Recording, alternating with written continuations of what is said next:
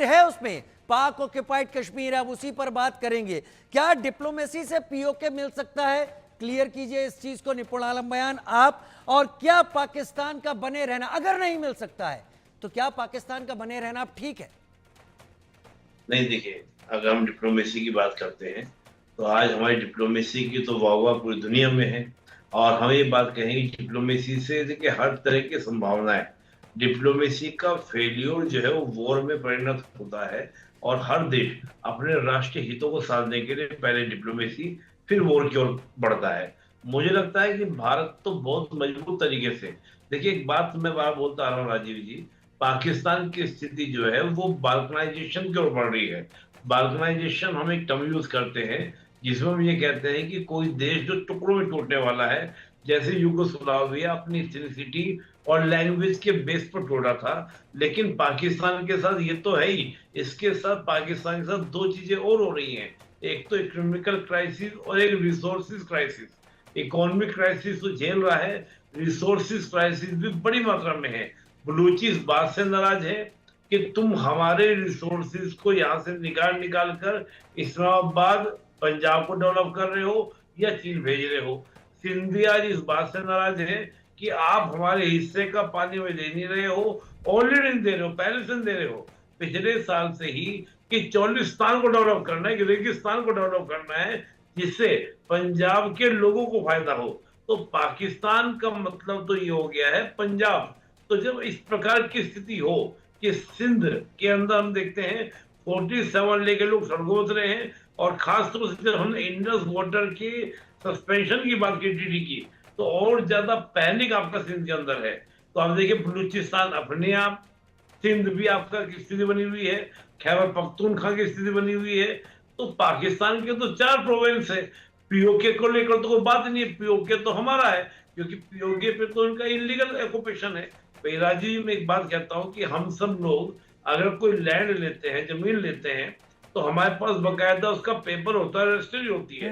अगर पाकिस्तान से जाकर कोई पूछे पीओके कहां से आया तुम्हारे पास, तो ये बता नहीं पाएंगे, क्योंकि राजा हरि सिंह के सिग्नेचर करा हुआ विलयपत इंस्ट्रूमेंट हमारे पास में है। तो मैं तो कहता हूं कि जब पाकिस्तान खुद ही तार तार होने की ओर है, तो पीओके को तो मिल जाना वैसे ही बहुत आसान है। और हम तो देख रहे हैं पिछले दिनों पीओके में जिस प्रकार के आंदोलन हुए, जिस प्रकार के मूवमेंट है। और एक बात हमेशा ध्यान रखनी है राजीव जी हम लोगों को, कि जिस प्रकार से कश्मीर में डेवलपमेंट देखा, इसी डेवलपमेंट से तो ये लोग चिड़े। जिस प्रकार से वहां टूरिस्ट गए, तो 2 करोड़ से ज्यादा लोग टूरिस्ट वहां पहुंच जा रहे घूमने के लिए। इन बात से पाकिस्तान घबराया और पहलगाम जैसी घटना को अंजाम दिया। मैं मानता हूं कि पीओके के लोग भी इस बात को देखते हैं कि भारत के अंदर ये नहीं है कि किस एरिया का डेवलपमेंट होना है या नहीं होना है। भारत सब क्षेत्र को साथ लेके चलने का प्रयास कर रहा है।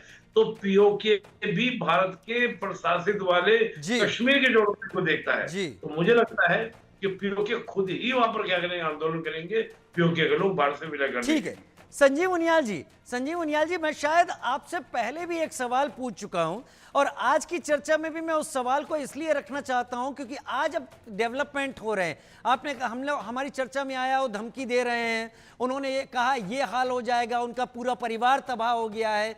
लेकिन यही चीज है कि सामने वाला घायल हो गया है और वो कुछ नहीं कर सकता है, इसको अगर सिरे से नकार दिया जाए तो बड़ी मुसीबत हो जाएगी। क्या भारत ने अब अपनी लड़ाई खुद लड़ना सीख लिया है? और क्या पाकिस्तान अब नया फ्रंट अगर तैयार करेगा टेररिस्ट के जरिए, क्या उसको भारत अब और अच्छी तरीके से मार सकता है? राजीव, आप जो है ना अच्छे पत्रकार हैं, क्योंकि आप हिडन लाइन है, you read between the lines. लगभग यही इशारा मैं आपकी तरफ कर रहा था। और आपने जो लास्ट छोर छोड़ा था मेरे प्रश्न का, क्षमा वाला, तो मुझे वो 2 लाइनें, क्षमा शोभती उस भुजंग को जिसके पास गरल हो, उसको क्या जो दंतहीन विषरहित विनीत सरल हो।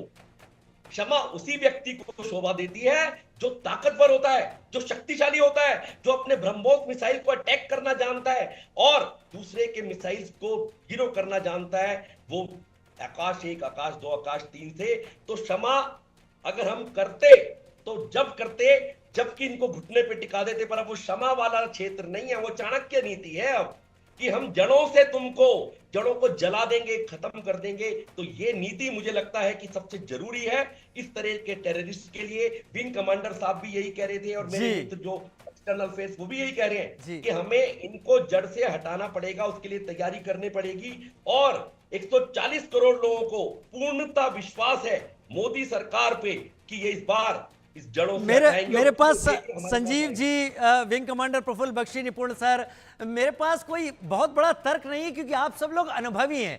मुझे एक गांव की एक कहावत याद आती है कि अगर किसी पेड़ को जड़ से खत्म करना हो तो उसकी जड़ों में मट्ठा डाल दो या छाछ डाल दो। मैं इतना ही समझता हूं, क्या पता भारत का एस्टेब्लिशमेंट वही मट्ठा इस वक्त तैयार कर रहा हो। जब वो डाला जाएगा तो जड़ें भी गायब होंगी और नए आने वाली कोपले भी खत्म होंगी। बहुत शुक्रिया, आप सब ने वक्त निकाला, मेरे इस खास प्रोग्राम में आकर अपनी अपनी राय रखी।